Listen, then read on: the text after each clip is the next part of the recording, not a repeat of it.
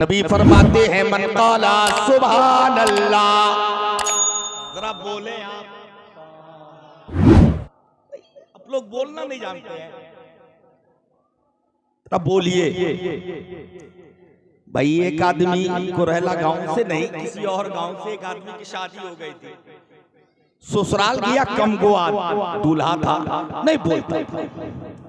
जब वहां से आए तो फोन के जरिए तो बात होती है।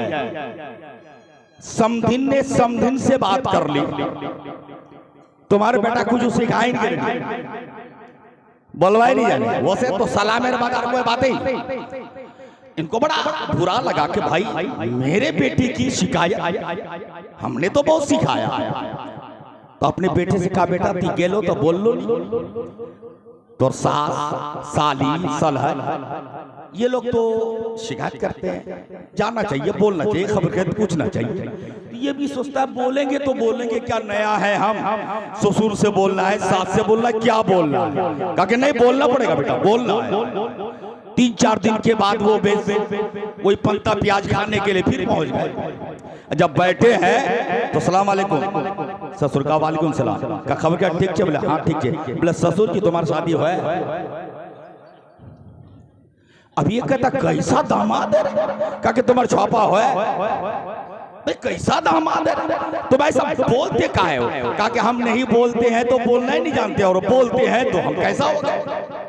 तो बोलिए कुछ बोलिए, वरना नहीं तो हाल यही हो जाएगा। नदिया के पार एक लड़का था, शादी कराया बेचारे, एक लड़का इकलौता बेटा, बड़ा प्यार बड़ी मोहब्बत, मगर बच्चा था बचपने से आलू की चटनी से परहेज नहीं खाता था। वो नहीं खाएगा, माँ बनाए तो न खाए, फूफी बनाए न खाए, खाला बनाए न खाए।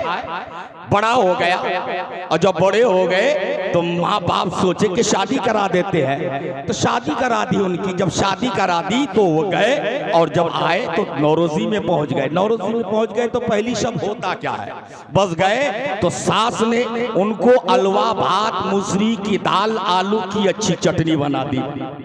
कहा कि जो होगा सुबह होगा, बना दिए। तो खाने के लिए बैठ गए, मगर मुंह जबानी बेटी भी लाया, मगर वो देखा नहीं ये हमारा दामाद है। अब जी भर के दरवाजे के ओर से दामाद को देखने लगी।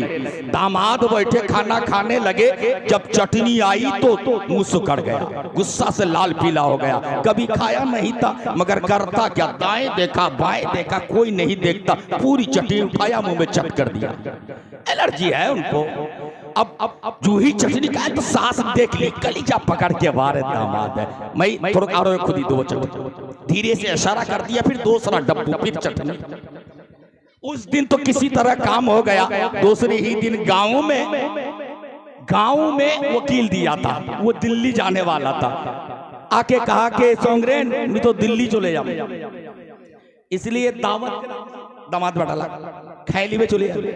तो दूसरे दिन दोपहर की दावत उन्हीं के यहाँ हो गई। दावत करने के लिए दावत करके गए, अभी तो ये दामाद बेटी उनके यहाँ पहुंचे ही थे। बूढ़ी लाठी टेकती धीरे से जाने के बाद क्या कि कुछ बनाबे नहीं बनाबे, मगर दामाद भी हमारी चटनी बड़ा पसंद कर। वहां भी कह दिए तो वहां भी पुलाव पर चटनी, वो भी देखने के बाद दिमाग खराब। रात को उनके चचिया ससुर ने दावत कर दी, ये बूढ़ी जाके कान फुसका कर दी, वहां भी चटनी, और दिमाग खराब। 2 दिन के बाद अपने ससुराल आ गए, और यहाँ आए तो कहा उधर से खा पी के आए हैं, अब जो होगा कल देखा जाएगा। फिर ये चटनी बनाई। भाई 3 दिन हो गए, 2 दिन में तो कन्या ढेर, 3 दिन में दूल्हा। मुंह खुल गया, जब देखा कि चटनी है तो कहा मैं मुन्ने जा।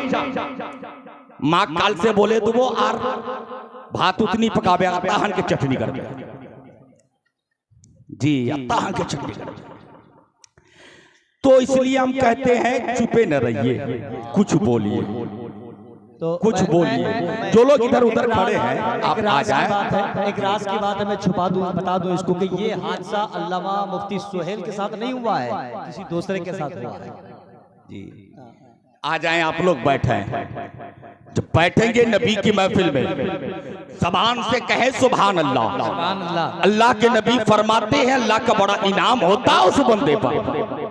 मन काला सुभान अल्लाह मला अल मीज़ान, जो मोहब्बत के साथ एक मर्तबा सुभान अल्लाह कहता, अल्लाह की तस्बीह बयान करता है, अल्लाह तबारक व तआला का उस बंदे पर बड़ा इनाम होता है। न मदीने के ताजदार फरमाते कल क़यामत के मैदान में नफ्सी नफ्सी का आलम होगा, कोई किसी का पुरसाने हाल नहीं होगा।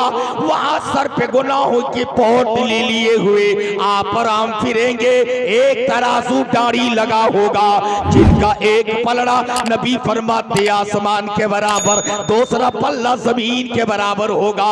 और अल्लाह के रसूल फरमाते हैं जो अकीदत में बैठा, अकीदत में झूमा, अकीदत में नबी की नात सुना, अल्लाह का जिक्र सुनकर दिल मचल गया और बेसाख्त ज़बान बोलने लगी सुभान अल्लाह। सुभान अल्लाह। तो कल मैदान महशर में एक तराजू के एक पलड़े को नेकियों से भर दिया जाएगा। पैसे लगे नहीं, जरा सुभान अल्लाह का विर्द करें, जो बात अच्छी लगे बोले, आपके नामाए आमाल में परवरदिगारे आलम नेकियों को अता फरमाएगा। इसलिए बैठे हैं बोले, मगर आज हमारा हाल क्या हो गया? अल्लाह ने हमें पैदा किया और हमें दीन इस्लाम दिया, जिस दीन को अल्लाह ने पसंद फरमाया। सबसे बेहतरीन अगर दीन है तो वो दीन इस्लाम है, जिस दीन को लाने वाला हम सब के नबी, हम सब के आका मुहम्मदुर रसूलुल्लाह सल्लल्लाहु ताला अलैहि वसल्लम है। अपने उलमा से सुना है, पढ़े लिखे लोग हैं, अक्लमंद लोगों की ये बस्ती है, समझदार लोग यहाँ तशरीफ लाए हैं इस्लाह उम्मत कॉन्फ्रेंस में। दोस्तों, ऐसे वक्त में अल्लाह के रसूल सरवरे कायनात जब इस खाकताने गीती पे आए दीन इस्लाम लेकर, जब इस्लाम को फैलाना चाहा, तो अल्लाह के रसूल सरवरे कायनात इस्लाम को का जो ही ऐलान फरमाया, तो ऐसे वक्त में नबी कायनात को उन लोगों ने जो चाहा सो कहा। किसी ने पत्थर मारा, किसी ने मजनू दीवाना कहा, किसी ने पागल कह दिया, किसी ने कांटे बिछा दिया, किसी ने गड्ढा खोद दिया, किसी ने आपके जिस्म अथर पे ओजड़ियां डाल दी, किसी ने जिसको जैसे मन में आया करता रहा। मगर मुस्तफा जाने रहमत है, आप और हम सब के नबी मुहम्मदुर रसूलुल्लाह सल्लल्लाहु ताला अलैहि वसल्लम किसी को ये नहीं कि पत्थर फेंका है तो पत्थर का जवाब पत्थर से देगा, गाली का जवाब गाली से देंगे, लात का जवाब लात से देंगे, बात का जवाब बात से देंगे।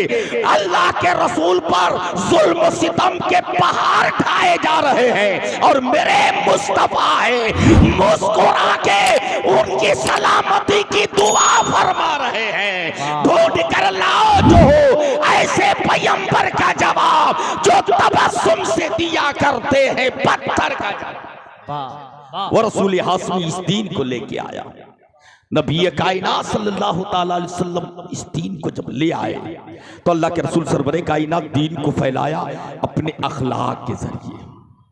आज हमारे घर में माँ है, बाप है, जब ये माँ बाप खेतों में काम के काबिल होते तब तक तो हम उसे अब्बा कहते, जब बाजार जाते सौदा सरफ खरीद लाते तो हम उसे पापा कहते, और वही माँ बाप जब बूढ़े हो जाते तो हम उनको भूल जाते।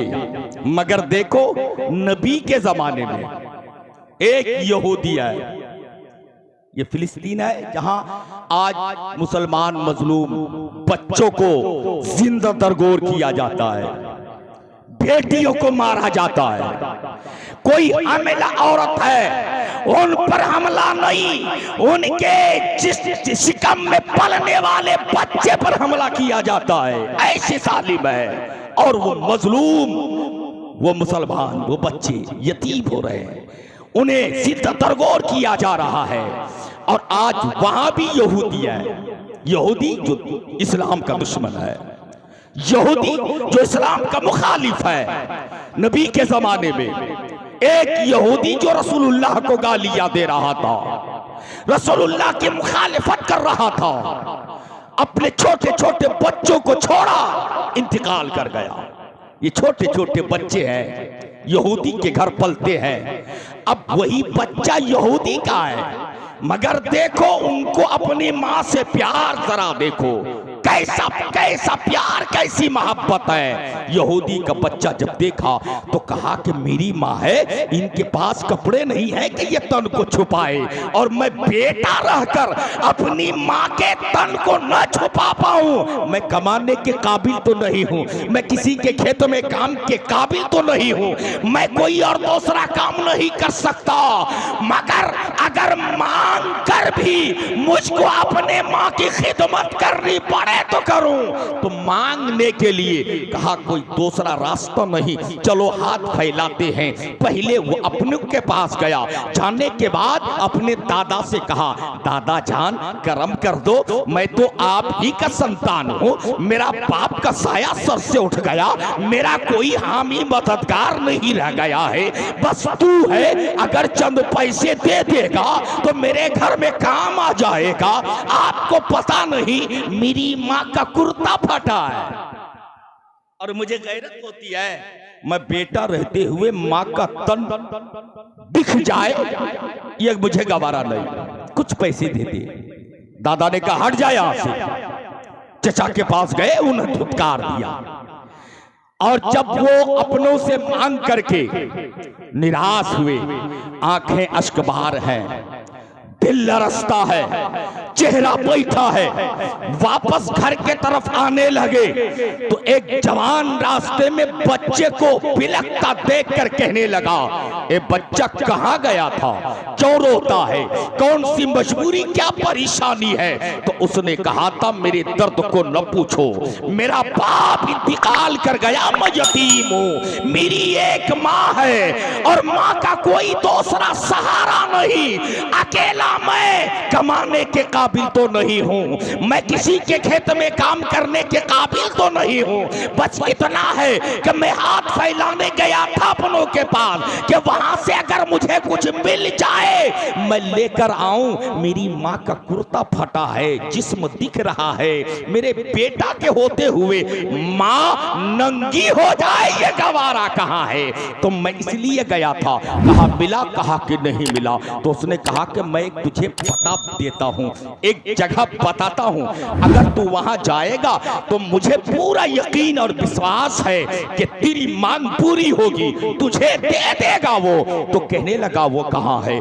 कहा कि मदीना एक शहर है, उस शहर में एक शख्स रहते हैं जिसका नाम है मोहम्मद, जा चला जा। अब तो उनकी बातों पर यकीन हो गया। वो धीरे कदमों घर पहुंचा, अपनी अम्मी से कहा अम्मी जान मैं तो दादा के पास गया, भैया के पास गया, चाचा के पास गया, अपनों के पास गया, अपने खानदानी बिरादरी लोगों के पास गया, सबों ने मुझे धुतकार दिया, भगा दिया, किसी ने दिया नहीं, मगर देखा नहीं जाता है। रास्ते में एक शख्स ने मुझे एक पता बताया है, अगर इजाजत आपकी हो जाए तो मैं जाऊं, मैं किसी काफला के साथ होकर जाऊं। आप जरा बता दे वो कौन है, आप बता दे इजाजत आपके तरफ से। तो माँ कहने लगी बेटा जरा बता वो कौन है, किसके बारे में तुझे बताया। तो वो बच्चा